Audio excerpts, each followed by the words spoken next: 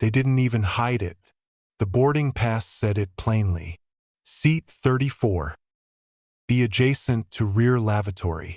Like I wouldn't notice. Like I wouldn't mind the smell, the sound, the traffic of feet stepping over my shoes every 5 minutes. I used to smile through these things, keep my mouth shut, be the easy one. Not anymore. My name is Estelle Merritt, and I'm 72 years old. I've spent my life showing up for people who didn't always return the favor. I was a good wife, a loyal daughter, a mother who said yes more often than no. But lately, I've been asking myself what all that sacrifice left me with, besides silence. This story begins with what was supposed to be a family vacation. Just a few days by the coast, my daughter Dana had said on the phone, "We'll handle everything. You don't need to worry about a thing." That was my first red flag. When people say you don't need to worry, they usually mean they don't want to be questioned. I'd been invited last minute, after they already booked the house. It was Carl's idea, Dana's husband. It'd be good for her to get out of that house. I heard him say in the background, "Just make sure she's not high maintenance." Dana had laughed. "She's harmless, just stubborn." They were talking about me like I wasn't on the line. Still, I smiled. I told them thank you. I even baked a batch of lemon squares for the flight, the way I always used to when Dana was little. She hated airplane peanuts, and I figured it might be nice to bring back a little memory. But things started to feel off the moment I received my flight confirmation. Dana sent it with a quick text. "Got your seat? All good." I clicked the link. Seat 34B, middle seat, last row, no window, right next to the toilets. And then, Dana, Carl, and their 2 kids were in business class. Spacious seats, priority boarding, and noise-canceling headphones. I sat in my kitchen staring at that confirmation email for nearly 20 minutes. I kept wondering if it was a mistake. Maybe they booked late and it was all that was left. But then I remembered something Dana said a week earlier. "We used up our miles, but don't worry. We found a clever way around it." I should have asked more questions. That evening I drove over to their place for dinner. I brought wine. Dana had made salmon and couscous, and the boys were playing video games in the other room. The table was set for 5. My seat was the only one without a napkin. "Sorry, Mum," Dana said casually, folding one for me from a paper towel roll. "We ran out of the good ones." Carl laughed. "She'll be fine. She's not picky." I bit my tongue. Halfway through dinner, Carl leaned back and joked. "You know, Mum's probably got the strongest knees of us all. She'll be fine back there in coach." Dana added, "Yeah, and it's a short flight. It's not like we booked her in cargo." They both laughed. I smiled tightly and pretended it didn't sting. That night, lying in bed, I stared at the ceiling fan spinning overhead. I thought about all the flights I'd booked for Dana growing up. Spring break in Florida, her semester abroad in Spain, even the honeymoon tickets when they couldn't afford it. And now they couldn't even give me a seat where I could stretch my legs without someone brushing past me on the way to relieve themselves. I don't need luxury. I've never asked for it, but I deserve dignity. And I decided right then that I would not be sitting in 34B, not on that plane, not in life. I didn't sleep much that night. The next morning, I made coffee, sat by the window and opened my laptop. There was a part of me, the small, hopeful part that still believed Dana had made a mistake. Maybe she hadn't looked at the seat assignment properly. Maybe they were planning to switch with me once we boarded. I wanted to believe they meant well. But something wouldn't let me drop it. I clicked through my inbox again, double-checking the confirmation email. It wasn't just the seat. The ticket had been booked using an airline credit card I didn't recognize. The name looked familiar though. Merit Rewards Platinum Visa. My last name. My email.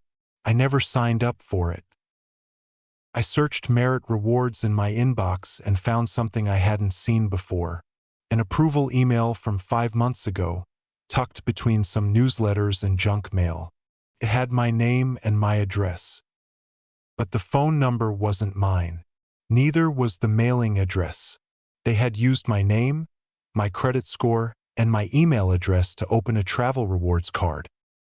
I sat frozen at my kitchen table, my fingers curled around the coffee mug like it could steady me. I thought about every time Dana had offered to help me with bills, how she insisted I didn't need to log in and check things. It's all automatic, Mom. I thought about the package that came a while back with my name on it. Dana had scooped it up quickly and said, "Oh, that's probably just junk. I'll recycle it." I hadn't asked. I hadn't wanted to seem suspicious. But now the suspicion was burning through my chest. Later that afternoon, I drove down to the bank and asked to speak with a representative. I told her I believed someone had opened a credit account using my identity. The woman was kind, gentle even. But I could see the pity in her eyes. "Unfortunately, it looks like you're listed as a joint owner. There's an active card in your name and multiple transactions from the last 4 months. Flights, hotels, Uber rides, even an online clothing order shipped to this address." She pointed to Dana's house. I stared at the printout in my lap. She leaned in. "Miss Merritt, do you want to file a fraud report today?" I hesitated. My throat tightened. I imagined my daughter's face. Surprised, maybe embarrassed. She'd say it was all a misunderstanding. Carl would shrug and say, "We were going to tell you." They always had a way of minimizing things. So I didn't file the report. Not yet. Instead, I asked the woman at the desk a different question. If I wanted to flag the card so that it stops working during a trip, but without immediately canceling it, could I do that? She blinked. "You'd like to freeze it?" "No," I said softly. "I'd like to give it just enough rope." She looked at me for a long moment, then nodded. "I can put a monitoring alert on it. It'll flag mid-use, especially with any larger international or travel-based purchases." I thanked her and walked out feeling something strange. Not guilt, not anger. Clarity. The kind that comes after years of being talked over and dismissed. The kind that sharpens when you realize someone saw you as too old to notice, too gentle to fight. They thought they'd picked the perfect target. A 72-year-old woman who still carries her husband's old planner and writes birthday cards in cursive. But they forgot something. I raised them. I know every trick in their playbook. And now I was going to remind them exactly who they were dealing with. Flight day. I arrived at the airport 3 hours early, rolling my little navy suitcase behind me, dressed in my softest cardigan and my husband's old watch, the one he used to wear to court. It still ticked like it had something to prove. The others were coming later. Dana had texted the night before. "Boarding starts at 9:40. We'll meet you at the gate. Don't forget your ID." I didn't reply because I had other plans. I approached the airline counter with a calm smile and a firm voice. The young woman at the desk greeted me with the kind of tone people use for elderly passengers. Warm but slightly patronizing. "Hi there. Are you flying with someone today?" "Yes," I said, "but I'll be flying ahead of them now. I'd like to change my seat." She blinked. "I'm not sure what's available this close to boarding." "Can I check your reservation?" I handed her my ID. She typed, clicked, and frowned slightly. "You're in seat 34B. That's, I know where it is," I said evenly. "That's why I want to change it." She gave me an apologetic shrug. "Coach is pretty full. There's one aisle seat, but it's still toward the back." I leaned in just slightly. "What about first class?" She paused. "That would be a full upgrade. The cost?" I'll cover it. I handed her my own card, one she didn't expect. The account I never told Dana about, one my husband and I opened years ago, when we decided that no matter what the kids needed, we'd always keep something tucked away for emergencies or dignity. The agent looked surprised. Of course, Miss Merritt. Let me see what's available. Within 5 minutes, I had a new boarding pass in my hand. Seat 2, a window. Champagne welcome. No bathroom in sight. I smiled. Thank you, dear. As she handed me the receipt, I added, almost as an afterthought, oh, and could you flag the card used on the original reservation? I believe there may be a fraud report pending. It's under my name, but not my usage. Her eyes flicked up again. Slower this time. She nodded. I'll have security look into it. I thanked her and walked to security with a steadiness I hadn't felt in years.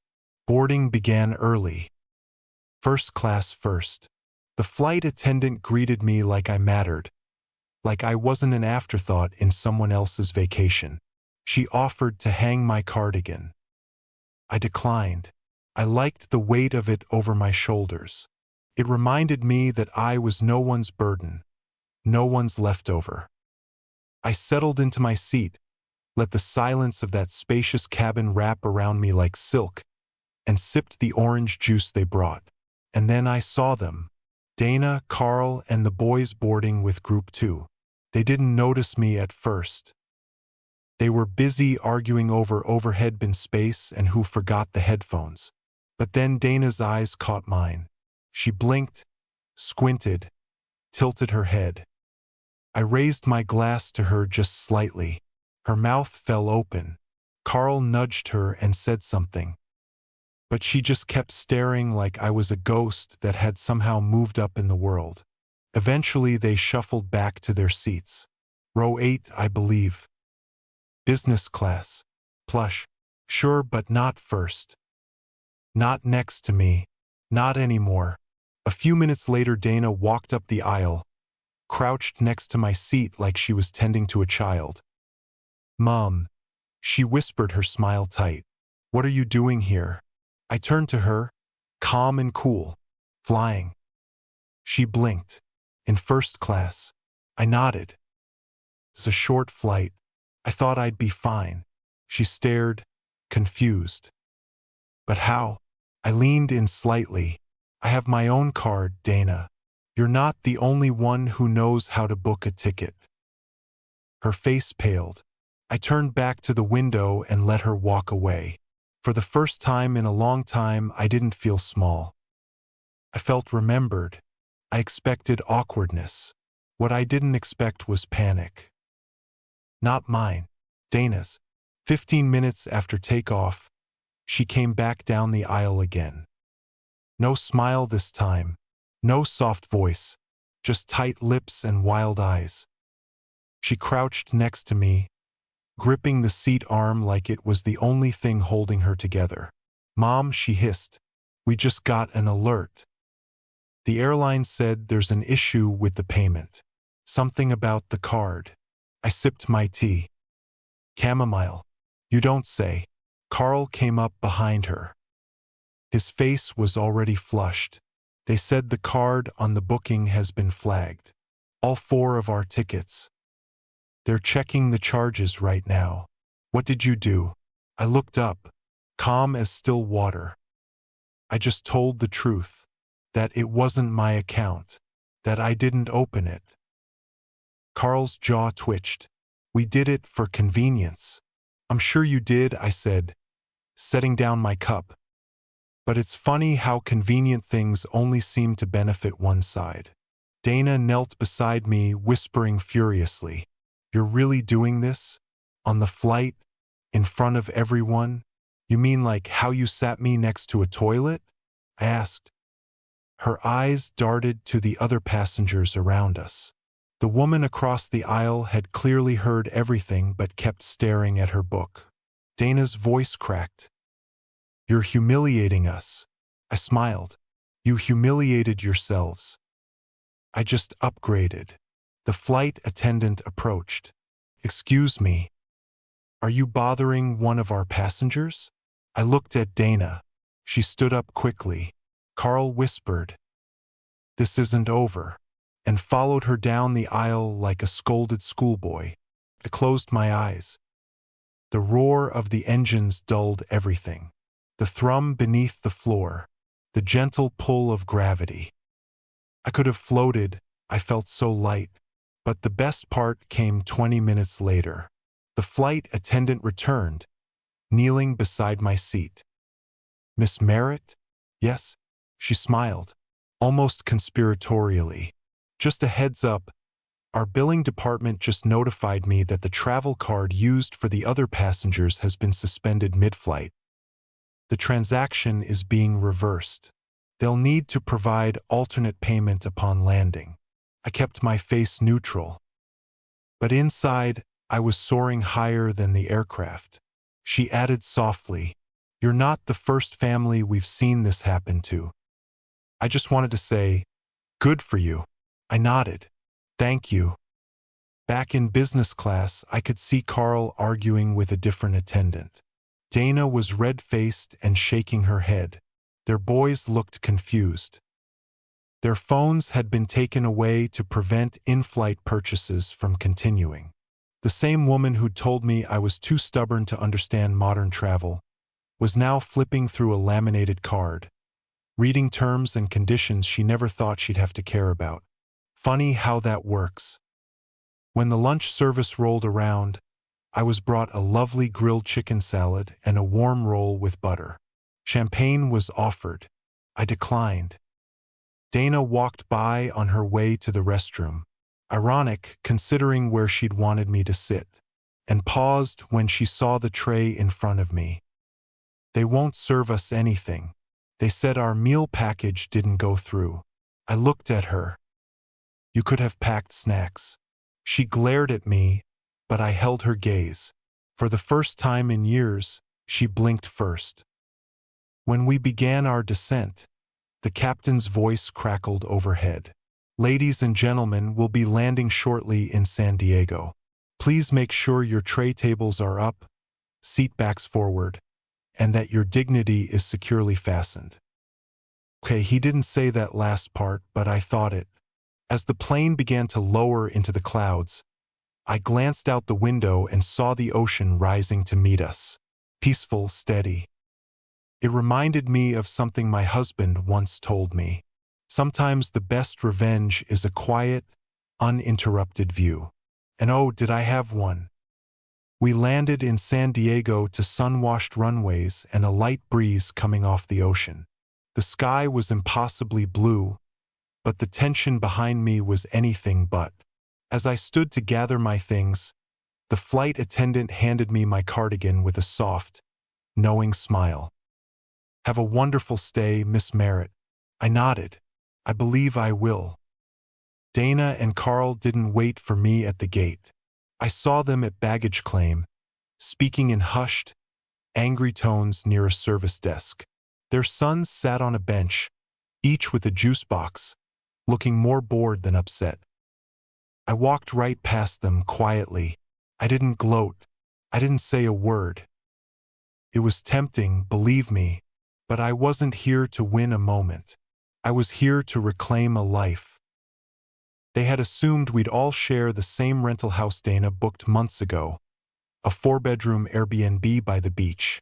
She'd emailed me the address weeks back, along with a packing list and a patronizing note. "Don't bring your heavy luggage, Mom. We'll handle all the essentials for you." It sounded sweet until you realized it meant, don't bring opinions. Don't bring needs. Just show up and smile. But I hadn't gone to the rental. While they were busy rearranging credit cards and arguing with airline staff, I took a quiet cab across town to a charming little inn I had booked myself. 1 queen bed, ocean view. No shared bathrooms. No passive-aggressive comments. No family micromanagement. Just peace. And the first thing I did after dropping my bag on the neatly tucked bed, I made a call to the credit card company. I gave them the full report. I told them my daughter and her husband had opened accounts using my name, my address, and my financial history without permission. I provided documentation, flight records, screenshots, bank statements, and the kicker, the email trail that traced back to my daughter's own account. The agent on the phone was thorough and kind. Miss Merritt will escalate this immediately. A fraud case will be opened and charges frozen. You'll receive confirmation within 48 hours. Thank you, I said softly. Also, I don't want them to know it came from me until they feel it. She paused. Understood. Later that evening, I went for a walk by the harbor. I had dinner alone. Grilled fish, lemon risotto, and a chilled glass of white wine. There was a group of older women at the next table celebrating someone's birthday. One of them looked at me and said, "You're glowing. Are you here with family?" I smiled. Not anymore. Back at the inn, I checked my phone. 6 missed calls. 2 voicemails. All from Dana. I listened to one. "Mom, I don't know what's going on. Our card's been frozen and now the rental property is saying the payment didn't go through. We're stranded with 2 kids. I don't understand why this is happening. Please call me. Please." She didn't sound angry anymore. She sounded afraid. I sat on the edge of the bed and stared at the ocean through the window. The moon was rising. A long time ago, when Dana was 9, she had a nightmare about being left behind. She cried so hard I climbed into bed with her, stroked her hair and whispered, "I would never leave you behind." And I meant it, back then. But now I knew the difference between letting go and being dragged behind people who never looked back.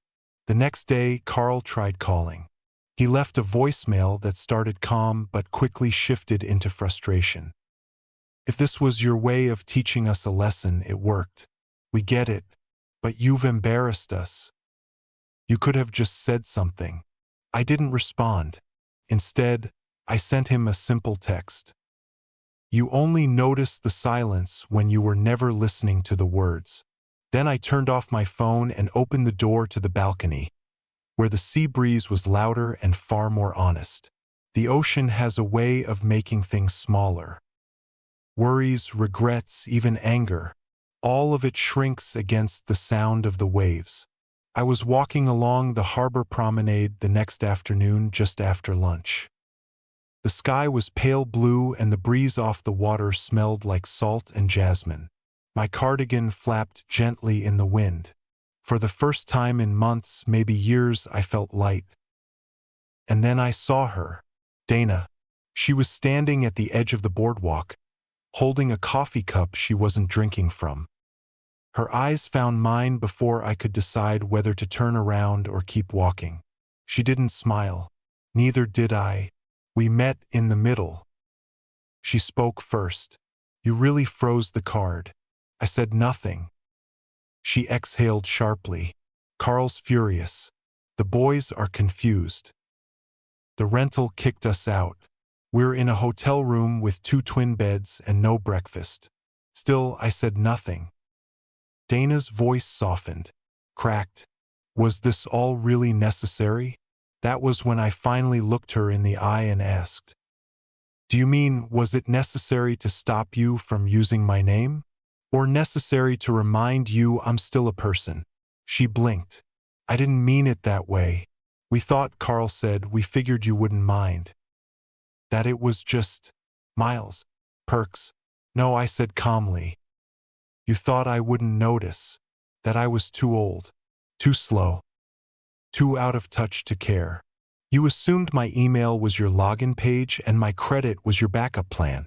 But you didn't ask. You didn't even tell me." She started to protest, but I raised a hand. "I sat in silence for years, Dana. Through your sarcasm, through Carl's smirks, through all the tiny ways you made me feel like a relic. A worn piece of furniture you keep around out of obligation." Tears gathered in her eyes, but I kept going. I buried my husband. Alone. I went through chemo while watching your children because you couldn't find a sitter. I paid your mortgage once. Quietly. Without asking for thanks. Dana shook her head. I never knew you felt this way. No. You never looked long enough to find out. We stood in silence for a moment, the waves filling the space between us. Dana reached into her bag and pulled out a small white envelope. This is from Carl. He asked me to give it to you. I took it, opened it. Inside was a check for the total amount charged to the card over the last 5 months. Along with a one-line note, we'll cancel the card. It won't happen again. I folded the note. It already happened. Dana's eyes pleaded. So that's it? You're done with us? I looked out at the water. No, I'm done being last. I'm done being forgotten until you need something. I'm not a ghost in your vacation plans, Dana. I'm your mother. She wiped a tear. I'm sorry, Mom. I believed her. But it didn't change the ache. I placed the check back in her hand. You keep it. Use it to book a real seat next time. One that faces forward. We stood there for a long while. Seagulls passed overhead. Someone's dog barked down the boardwalk. The moment wasn't warm. But it was clean. Eventually, Dana stepped back. Where are you staying? Somewhere with ocean breeze and room to breathe. She nodded. We didn't hug. We didn't promise to call. We just paused, then turned and walked in opposite directions. The wind picked up as I walked back to the inn. I didn't cry. I didn't feel triumphant, but I did feel steady. That was enough. I stayed in San Diego for 2 more days after they left. They cut their trip short. Carl had to go back early for work. Dana sent one more text before they left the hotel. I hope you enjoyed your little power play. I didn't respond. I didn't need to, because it wasn't about power. It was about position. For so long, I had taken the back row, the middle seat, the role of the one who doesn't mind. I sat through the noise, the neglect, the subtle humiliations disguised as jokes. I'd smiled through being excluded, misused and labeled as fine just because I didn't complain. But being silent isn't the same as being okay. That trip showed me that. On my last evening, I walked the shoreline at dusk. The wind had calmed and the tide rolled in gentle and sure. I sat on a bench, my husband's watch ticking faintly on my wrist, and thought about him. He would have told me I did the right thing. He used to say, you teach people how to treat you, Estelle. Every yes tells them what you'll put up with. I used to think saying yes made me generous. Now I know it made me invisible. Not anymore. Before heading home, I did one more thing. I went online and booked another trip. Not to San Diego. Not with family. A week in Charleston. A walking tour. A waterfront inn. No group texts. No itinerary spreadsheets. No whispered insults about my memory or tech skills. Just me. And that same quiet seat by the window in first class. I paid for it myself. With my own card. My own name. Funny, isn't it? How something as small as a seat on a plane can reflect how someone sees you. Or doesn't. I used to think 34B was where I belonged. Out of the way. Out of sight. But now I know better. When I got back home, there was a package waiting for me on the porch. No return label. Inside, a navy blue throw blanket. The kind Dana always said I didn't need because I already had so many old ones. And a card. Just 3 words, scribbled in handwriting that had been shaky since childhood. I see you. I didn't cry. I just folded the blanket across the arm of my favorite chair, poured myself a cup of tea, and sat down by the window. That night, I wrote a new entry in my journal. This time, I didn't let them put me in the back.